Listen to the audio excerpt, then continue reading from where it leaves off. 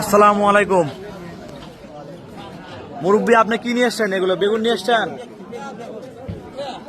এগুলো একদম আপনার জমির তো না?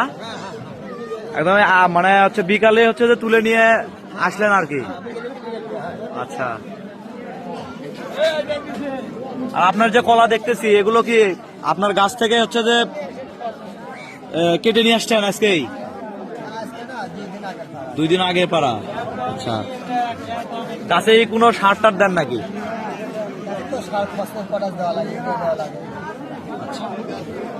এগুলো দেন কেন? না দিলে হয় না?